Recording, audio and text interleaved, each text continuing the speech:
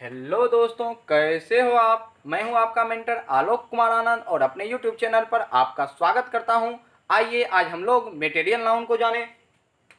दोस्तों, मेटेरियल का अर्थ होता है पदार्थ या द्रव्य।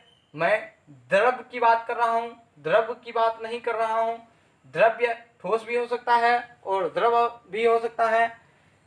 यानी हम कह सकते हैं मेटेरियल नाउन किसको, तो वो आप आकर के देखिए कि मेटेरियल नाउन वैसा नाउन होता है जिसे हम नाप या तौल सकते हैं, या जो नाउन नापा या तौला जाए लेकिन हम उसे गिन नहीं सकते। यानी सबसे पहले मटेरियल नाउन के बारे में हम यह जाने कि यह ऐसा नाउन है जिसे हम नाप या तौल तो सकते हैं लेकिन गिन ना सकते हैं। इसका मतलब हम कह सकते हैं कि यह एक अनकाउंटेबल नाउन है। यह एक अनकाउंटेबल नाउन है, यानी काउंट नहीं किया जा सकता है। दूसरी बात कि मटेरियल नाउन के द्वारा अन्य वस्तु का निर्माण होता है, अर्थात यह नाउन अन्य वस्तुओं का निर्माण करने की क्षमता रखता है। इसके द्वारा दूसरी वस्तु बनाया जा सकता है। खास करके समान रूप से जो मटेरियल नाउन के द्वारा बनता है वह कॉमन नाउन होता है, सामान्य रूप से। जैसे गोल्ड, गोल्ड से जैसे हम कहें रिंग, नेकलेस, तो रिंग या नेकलेस एक कॉमन नाउन है, जबकि जिसके द्वारा वह बनाया गया गोल्ड वह मटेरियल नाउन है। उसी तरह हम लोग देखते हैं would say table, chair, etc. बहुत सारी चीज़ें बनाई जाती हैं। इसका मतलब हम कह सकते हैं वुड और मटेरियल नाउन है। सिल्क जिससे साड़ी वगैरह बनाई जाती है तो हम कह सकते हैं सिल्क मटेरियल नाउन है। आयरन जिसे साइकिल, ट्रेन, आजकल तो आयरन से बहुत कुछ बनाया जाता है, तो आयरन भी मटेरियल नाउन है। प्लास्टिक भी मटेरियल नाउन है। दोस्तों, उसके साथ साथ प्रायः जो चीज हम लोग खाद्य पदार्थ के रूप में उपयोग करते हैं, पेय पदार्थ के रूप में उपयोग करते हैं, सब का सब एक मटेरियल नाउन होता है। जैसे कि अगर हम व्हीट की बात करें, गेहूं, राइस की बात करें जो खाद्य पदार्थ है, मेज की बात करें, पेडी की बात करें, बटर की बात करें, पेय पदार्थ में आप टी की बात करें, कॉफी की बात करें, वाटर की बात करें, मिल्क की बात करें, ये सभी के सभी एक मटेरियल नाउन है। तो हमने देखा अभी कि मटेरियल नाउन अनकाउंटेबल होता है। मटेरियल नाउन को नापा तोला जाता है लेकिन गिना नहीं जाता है। मटेरियल नाउन के द्वारा अन्य वस्तु का निर्माण होता है। और प्रायः जो हम लोग खाद्य पदार्थ का उपयोग करते हैं या पेय पदार्थ का उपयोग करते हैं वह मटेरियल नाउन होता है। तो इस आधार पर अब हम लोग मटेरियल नाउन के परिभाषा को देखेंगे। दोस्तों, तो कह सकते हैं कि the noun that is weighted or measured but can't be counted is called material noun। मतलब वैसा नाउन जिसे हम लोग वेट कर सकते हैं या मेजर्ड कर सकते हैं, तौल सकते हैं, नाप सकते हैं, लेकिन गिन नहीं सकते हैं, उसे हम लोग मटेरियल नाउन कहते हैं। जैसा कि पहले भी आपने देखा, हमने समझाने की कोशिश की। जैसे वाटर, मिल्क, क्या आप वाटर को गिन सकते हैं? नहीं ना। Milk, rice, cotton, silk, oil, silver, gold, would, coil, etc., इसमें से सभी चीज़ें जितना मैंने आपको एग्जाम्पल दिया, यह सभी कभी भी गिना नहीं जाएगा। हम बाजार जाकर के यह नहीं कह सकते हमें 5 राइस दे दीजिए। हम ये कह सकते हैं कि हमें 5 क्विंटल, 5 केजी। यहाँ उसके साथ यूनिट का प्रयोग कर सकते हैं, 5 केजी। लेकिन बिना यूनिट का हम ये नहीं कह सकते हैं उसको कि केवल 5 गेहूं दे दीजिए, 5 आयल दे दीजिए, 5 डब्बा आयल दे दीजिए, ये चलेगा, उसको हम गिन सकते हैं, डब्बा को गिन सकते हैं, लेकिन इसको गिना नहीं जा सकता। इसको हम केवल वेट कर सकते हैं और मेजर कर सकते हैं। अब कुछ स्टूडेंट कभी कभी यह सवाल कर बैठता है कि सर मैंगो को भी तो वेट करके ही बेचा जाता है, वेजिटेबल को भी तो वेट करके भी ही बेचा जाता है, तो क्या यह भी मटेरियल नाउन है? बताने जा रहा हूं कि हाँ, इसे वेट करके बेचा जाता है, इसे वेट करके बेचा जाता है, लेकिन इसे गिना भी जा सकता है, गिना जा सकता है। यह अनकाउंटेबल नहीं है। एक शब्द है जिसका नाम है काउंटलेस। जब यह बहुत ज्यादा संख्या में हो, जब कोई चीज बहुत ज्यादा संख्या में हो, तो हम उसे काउंटलेस कहते हैं, अनगिनत, बहुसंख्य।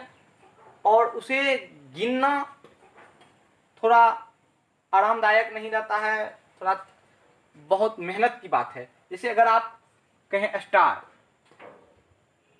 तारे को गिनना, बाल को गिनना, तो ये काउंटलेस है। अब मैंने आपको बताया कि मटेरियल नाउन क्या होना चाहिए, तो अनकाउंटेबल होना चाहिए, अर्थात यह काउंटलेस है, इसलिए हम इसे मटेरियल नाउन नहीं कहेंगे। इसे हम कॉमन नाउन के कैटेगरी में रख सकते हैं और इसका प्लूरल बना सकते हैं। हेयर से हेयर्स कर सकते हैं, मैंगो का मैंगोज करते हैं, वेजिटेबल्स कर सकते हैं। ये किया जा सकता है क्योंकि यह काउंटलेस है, अनकाउंटेबल नहीं है। काउंटलेस और अनकाउंटेबल और काउंटेबल को आप समझिए इस तरह कि काउंटेबल वो होता है जिसको हम गिन सकते हैं, आसानी से गिन सकते हैं। काउंटलेस जिसको गिना तो जा सकता है लेकिन आसानी से गिन नहीं सकते हैं, बहुसंख्य होता है, अनगिनत होता है। और अनकाउंटेबल वो होता है जिसको हम गिन ही नहीं सकते हैं। अगर वाटर की बात करें, राइस की बात करें, मिल्क की बात करें, सिल्वर की बात करें, यह गिना नहीं जा सकता है। तो इससे जो फैक्ट्स निकल करके आ रहा है दोस्तों, वो यह कि मटेरियल नाउन अनकाउंटेबल होता है, इसलिए इसका प्लूरल नहीं बनेगा। किसी भी विधि द्वारा प्लूरल बनाने के जितने नियम हैं वो इसके साथ काम नहीं आएगा, काम नहीं करेगा। यह हमेशा सिंगुलर फॉर्म में रहता है और इसलिए वर्ब भी सिंगुलर ही लेगा। यह बात आप ध्यान में रखें। एग्जाम में कई बार इससे रिलेटेड क्वेश्चन दिया जाता है और बच्चे गलती करके चले आते हैं।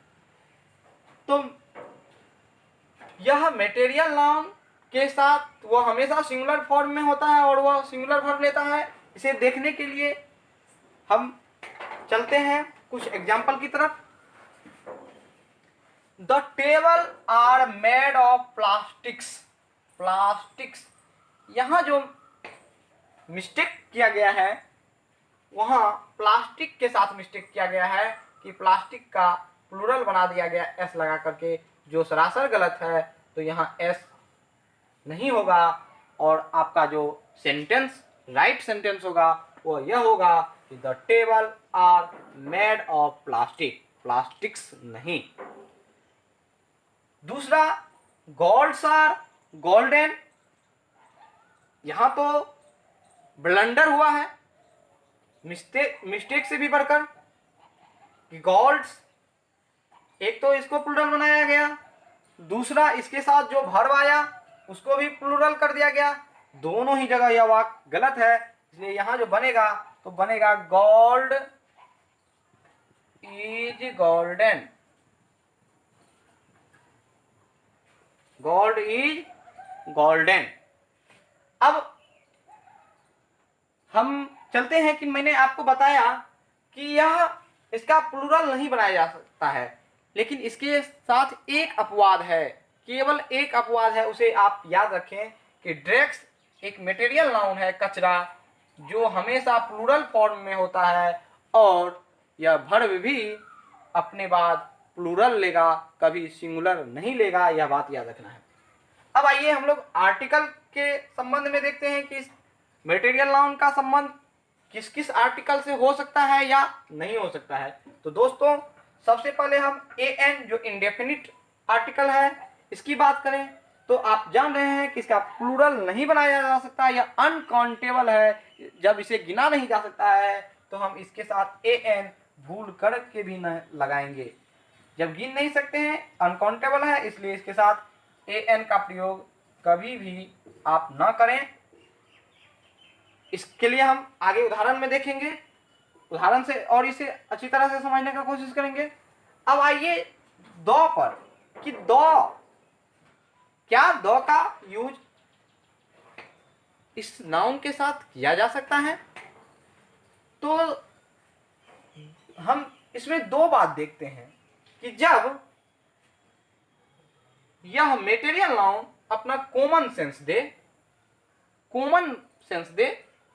तो दो का यूज इसके साथ नहीं करेंगे, और जब यह उसे पार्टिकुलर बना दिया जाए, जब वाक्य में उसे पार्टिकुलर बना दिया जाए, खास बना दिया जाए, तब उसके साथ दो का यूज होगा। इसके लिए हम लोग आगे एग्जाम्पल में इसे और अधिक अच्छी तरीका से समझने का कोशिश करेंगे। जैसा कि आप एग्जाम्पल में देख रहे हैं कि माय फादर टेक्स और टी डेली। दोस्तों, अभी अभी मैंने आपको बताया है कि ए एन का प्रयोग, ए अथवा एन का प्रयोग मेटेरियल नाउन के साथ भूल करके भी नहीं करें।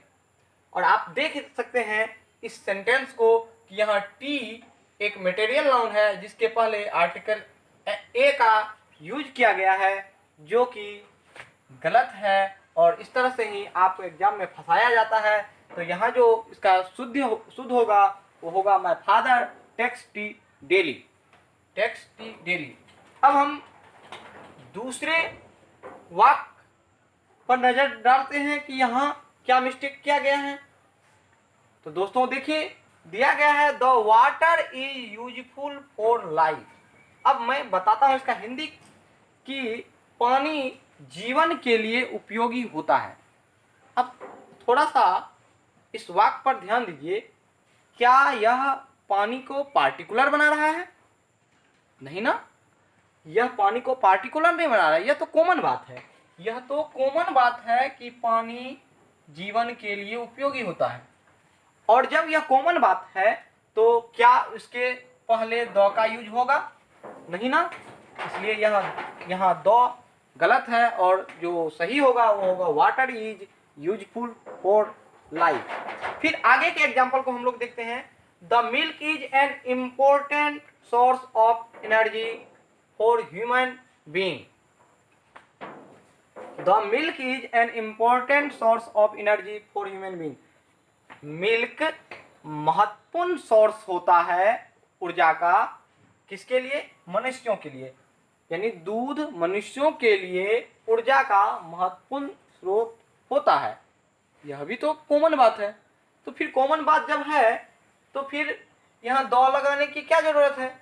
दो नहीं होगा तो बनेगा milk is an important source of energy for human being. क्या आपको समझ में आ रहा है? और समझ में आ रहा है तो आप लाइक करने से मैं क्यों कंजूसी कर रहे हैं? लाइक करें, कमेंट करें। फिर आइए तीसरे वाक्य को देखें। Water of the Yamuna is polluted. क्या यहाँ वाटर को पार्टिकुलर नहीं बनाया जा रहा है? अरे सब वाटर का बात कहाँ हो रहा है बाबा? बात केवल हो रहा है यमुना के पानी का। पार्टिकुलर वाटर, पार्टिकुलर नदी के पानी का बात हो रहा है, संसार के सभी पानी का बात नहीं रहा है। ये कॉमन बात रहा कहाँ? यह पार्टिकुलर बात हो गई, और जब पार्टिकुलर हो बात हुई तो बताइए इसके साथ दो आएगा अथवा नहीं आएगा? खुशी से आएगा, और यहाँ नहीं दिया गया है, अर्थात हमारा जो सही होगा वो होगा दो वाटर, ना कि वाटर।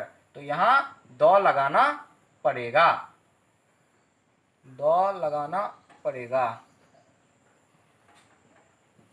अब आइए आगे। Milk is hot. दूध गर्म होता है। होता है कि है? यहाँ क्या बताइए, सामान्य रूप से सभी दूध गर्म होते हैं, संसार का सभी दूध गर्म होता है। यह पार्टिकुलर, यहाँ तो पार्टिकुलर दूध की बात की गई है, और जब पार्टिकुलर दूध की बात की गई है तो मिल्क इज हॉट, क्या सेंटेंस क्या होगा? यह सेंटेंस गलत होगा और जो बनेगा वो क्या बनेगा? The milk is hot. यानी संसार का सभी दूध नहीं, कोई खास दूध जो आपके यहाँ है या जो आपके हाथ में आपके गिलास में आया है वह दूध गर्म है और आप कह रहे हैं, अगर आप कहते हैं milk is hot, this is wrong. और अगर आप कहते हैं the milk is hot, then this is right. तो मुझे आशा है कि आपको यह वीडियो पसंद आया होगा और अगर ऐसा है तो आप लाइक करें, कमेंट करें और अपने दोस्तों में भेजने में कंजूसी ना करें और हमारे चैनल से जुड़े रहें इसी तरह के वीडियो पाने के लिए।